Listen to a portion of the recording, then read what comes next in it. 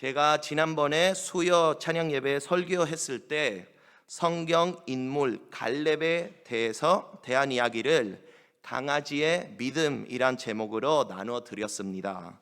그때 그 제목 때문에 성도님들께서 많이 웃으셨습니다. 그래서 저는 이번에 이대로는 안 되겠다 하고 생각하며 오늘도 똑같이 같은 방향으로 제목을 정했습니다. 그래서 오늘은 아브라함의 이야기의 제목을 이번에는 강아지의 믿음이 아니라 한 목소리로 읽겠습니다. 시작. 민들레의 믿음. 한 번 더 읽겠습니다. 민들레의 믿음. 아멘. 여러분 꽃을 좋아하시나요? 아마 여기에 계신 여성분들은 대부분 꽃을 좋아하실 것입니다. 지금 제 양옆에 있는 꽃들처럼 보통 아름다운 꽃은 활짝 피어 있을 때 가장 아름답습니다. 그때 가장 아름다운 색깔과 모양을 드러냅니다. 그런데 조금 특별한 꽃이 하나 있습니다. 이 꽃은 가만히 있을 때보다 움직일 때 더 아름답습니다. 바로 민들레 꽃입니다. 민들레를 아시죠? 사진으로 한번 보여드리겠습니다. 이게 민들레 꽃입니다. 스페인어로 diente de león. 민들레는 특별합니다. 화려한 색도 아니고 특별히 눈에 띄는 모양도 아닙니다. 하지만 씨앗이 바람을 타고 날아갈 때 가장 아름다운 모습을 보여줍니다. 그래서 어떤 사람들은 민들레를 움직임의 아름다움이라고 말하기도 합니다. 아마 우리 모두 어렸을 때 민들레 씨앗을 후 하며 불어본 경험이 있을 것입니다. 오늘 말씀에 나오는 아브라함도 이 민들레 꽃과 같습니다. 아브라함은 세상 사람들이 보기에는 특별히 화려한 사람이 아니었습니다. 그러나 하나님께서 그를 말씀으로 움직이실 때 가장 아름다운 믿음의 모습을 보여주었습니다. 그래서 오늘은 아브라함의 삶을 민들레와 비교하면서 우리에게 큰 은혜가 되는 두 가지 믿음의 특징을 함께 살펴보려고 합니다. 첫 번째로 아브라함은 하나님의 말씀을 따라 움직였습니다. 이것이 아브라함의 첫 번째 특징이었습니다. 그리고 이것도 민들레의 꽃의 특징 가운데 하나입니다. 민들레 씨앗은 아에로디나미고 공기역학적으로 아주 특별하게 만들어져 있습니다. 씨앗 위에 달린, 한 번 더 사진을 보여주세요. 거기 보시죠. 씨앗 위에 달린 작은 깃털이 바람을 타고 멀리 날아갈 수 있도록 디자인이 된 것입니다. 민들레는 바람을 따라 움직이도록 창조된 것입니다. 마찬가지로 우리도 하나님의 말씀을 따라 움직이도록 우리는 창조된 것입니다. 이것이 바로 하나님께서 우리에게 주신 영적인 디자인입니다. 하나님의 말씀 밑에 우리는 살아야 합니다. 오늘 본문에서 아브라함은 그 디자인을 실제로 살아냅니다. 창세기 본문 말씀 12장 1절을 보겠습니다. 여호와께서 아브라함에게 이르시되 너는 너의 고향과 친척과 아버지의 집을 떠나 내가 내게 보여줄 땅으로 가라. 여기서 가라는 말씀은 히브리어 동사 할라크입니다. 할라크. 이것은 걸어가다, 움직이다, 나아가다 라는 뜻을 가진 말입니다. 하나님께서는 아브라함에게 이렇게 말씀하십니다. 아브라함아, 움직여라. 멈춰 있지 말아라. 나의 말씀을 따라 걸어가라. 아브라함은 어디로 가야 하는지 알지 못했습니다. 하지만 한 가지는 분명히 알고 있었습니다. 하나님의 부르심은 말씀을 따라 움직여야 한다는 것이었습니다. 마치 민들레 씨앗이 바람을 따라 날아가듯이 하나님께서는 아브라함을 이곳에서 저곳으로 인도하셨습니다. 그래서 할라크라는 단어는 아브라함의 이야기에서 매우 중요한 단어입니다. 이 단어는 여러 번 반복해서 등장합니다. 창세기 13장 17절에는 이렇게 말씀합니다. 하나님이 말씀하십니다. 너는 일어나 그 땅을 종과 횡으로 두루 다녀 보라. 이것이 두루 다녀 보라가 할락, 땅을 걸어가라. 내가 그것을 너에게 주리라. 또 창세기 17장 1절에서는 이렇게 말씀하십니다. 아브라함이 99세 때에 여호와께서 아브라함에게 나타나서 그에게 이르시되 나는 전능한 하나님이라 너는 내 앞에서 행하여.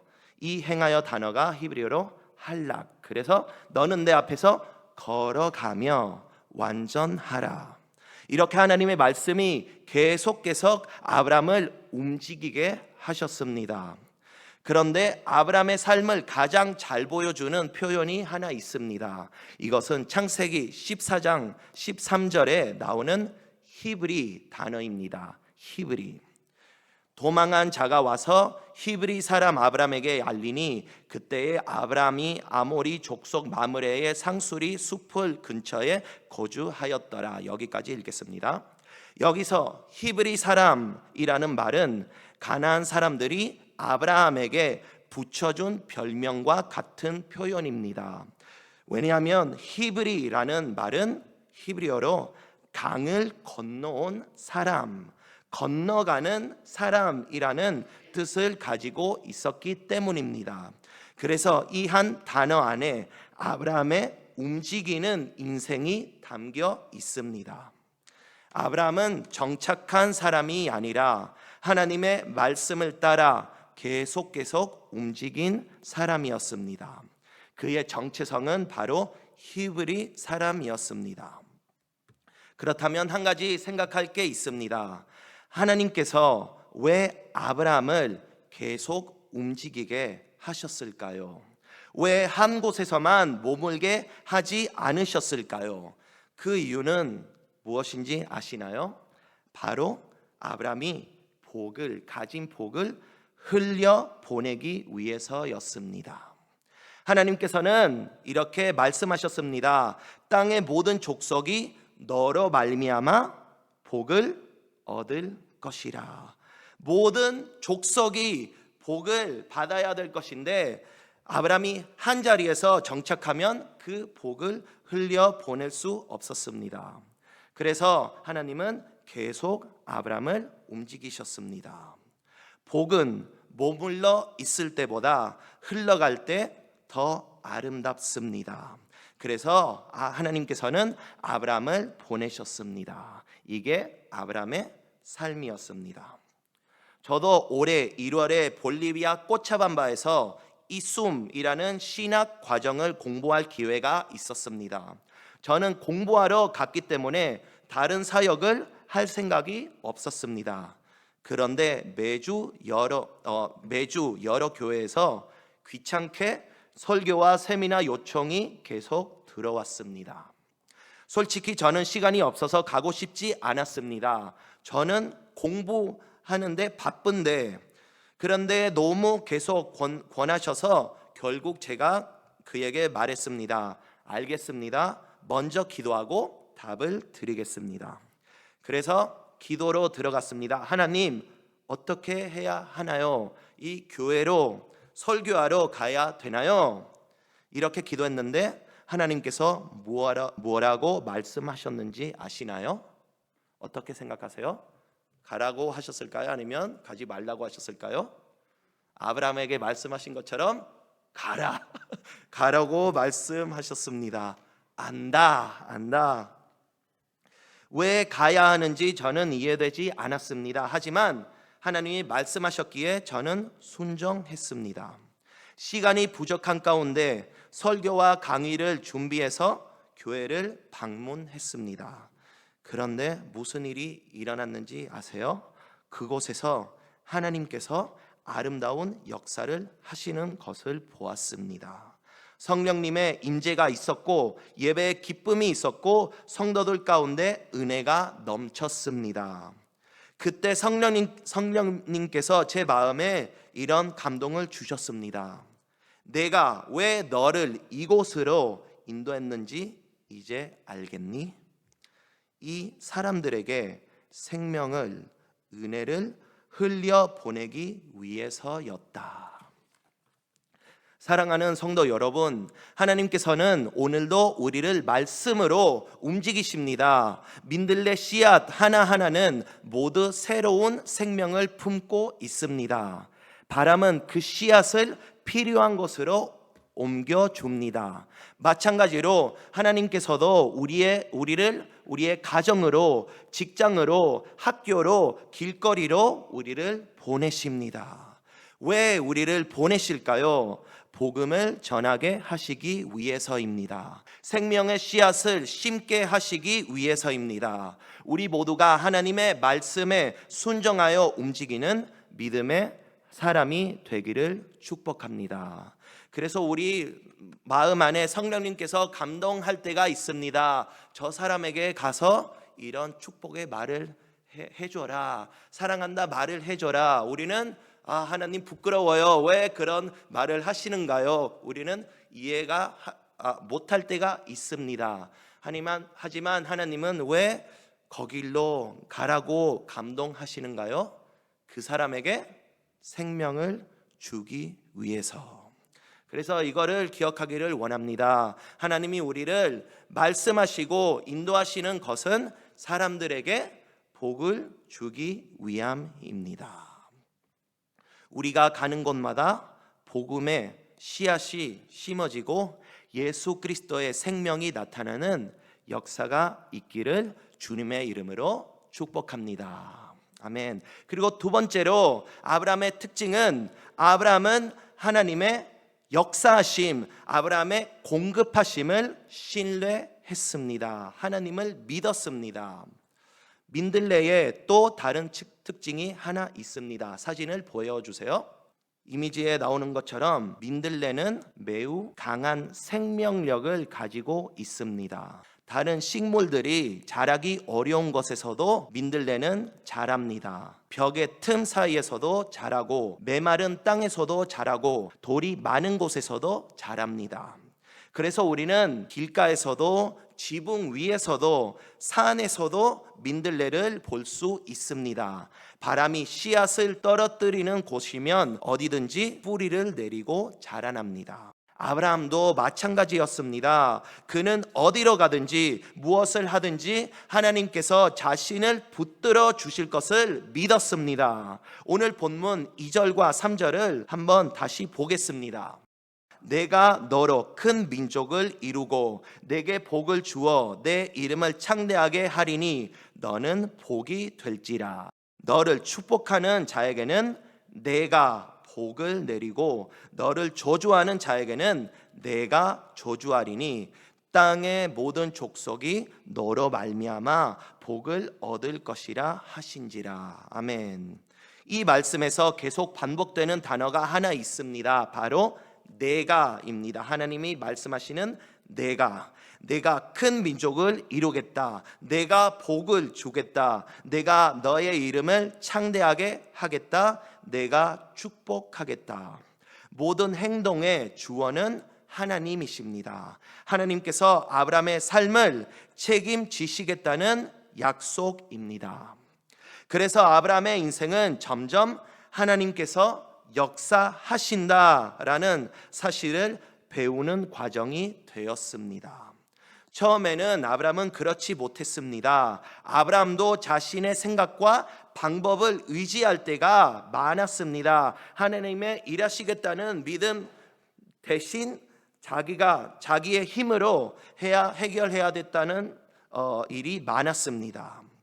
예를 들면 애굽으로 내려갔을 때 아내 사라가 너무 아름다웠기 때문에 사람들이 아브라함을 죽이고 사라를 빼앗아 갈까 두려워했습니다. 그래서 사라를 아내가 아니라 누이라고 말했습니다. 하지만 그 일로 큰 문제가 생겼습니다. 결국 하나님께서 직접 개입하셔서 사라를 지켜주셨습니다. 또 하나의 사건이 있었습니다. 아브라함은 하나님의 약속을 기다리지 못하고 여종 하갈을 통해 아들을 얻으려 했습니다. 그렇게 해서 이스마엘이 태어났는데 이 사건이 아브라함의 가정에 큰 문제를 가져왔습니다. 계속 아브라함은 문제를 발생하는 사람이었습니다.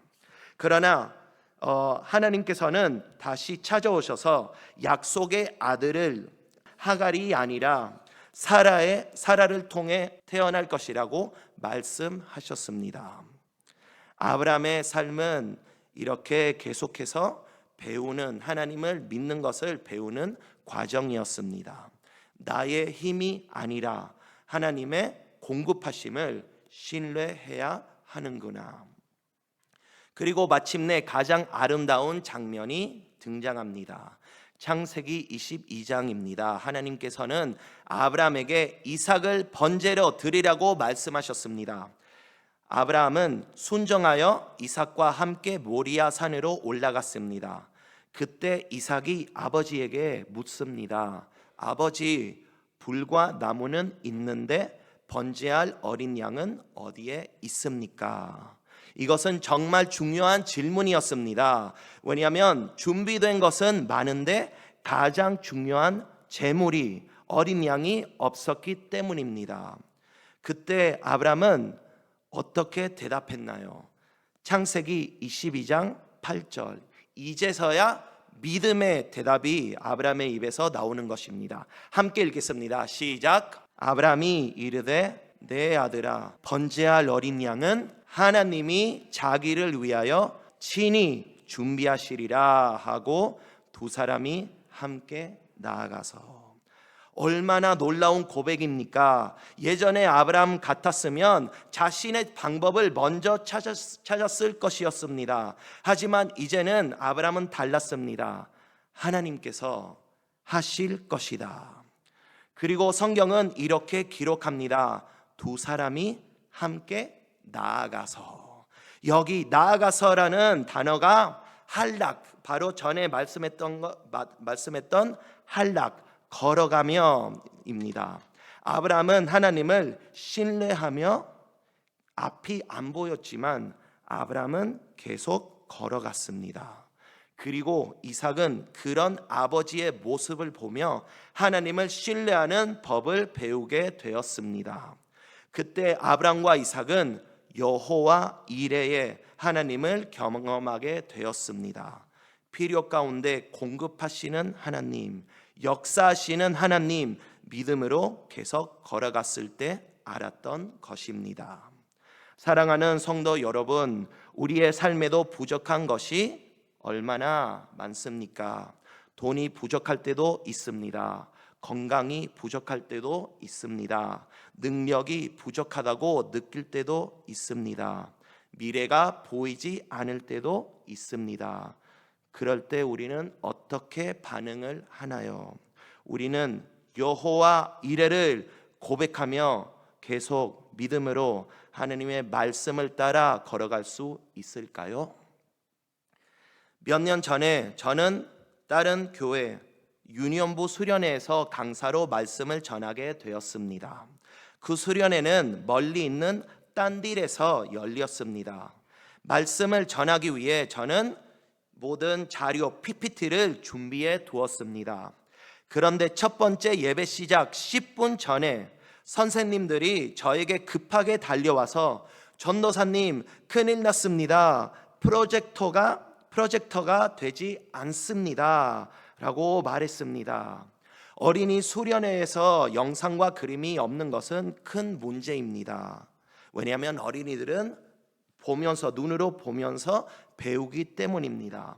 그래서 저도 순간에 당황했습니다.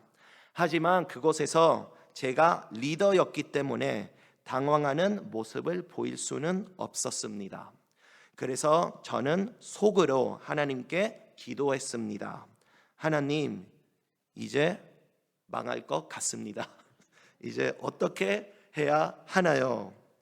그때 하나님께서 이런 감동을 주셨습니다. 하나님께서 이 아이들을 여기까지, 이 먼 딴 데까지 부르셨는데 실패하게 두시지 않을 것이다. 모든 것이 잘 될 것이다. 하나님이 이런 감동을 주셨습니다.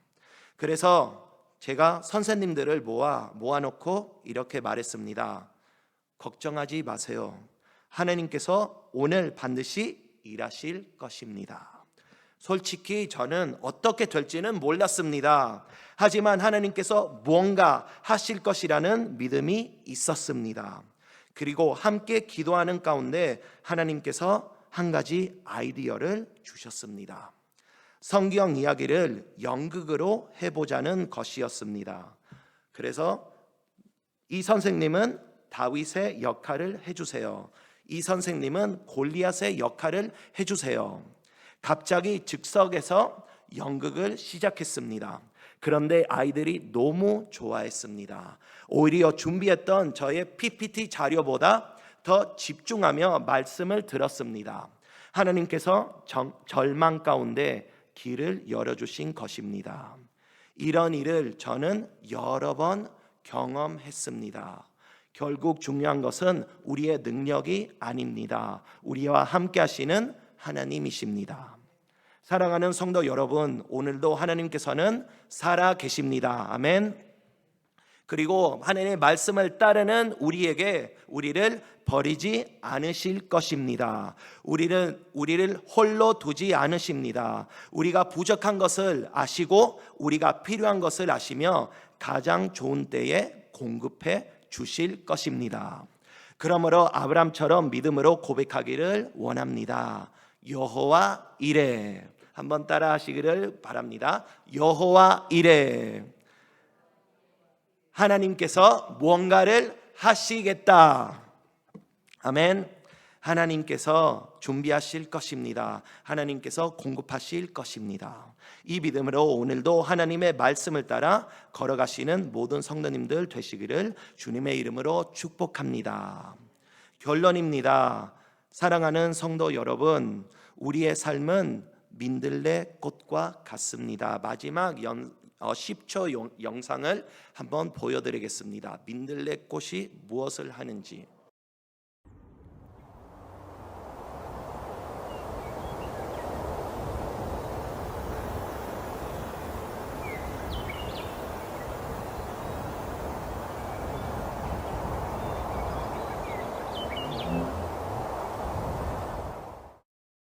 민들레 씨앗은 바람이 어디로 데려갈지 알지는 못합니다. 하지만 바람을 따라 움직입니다.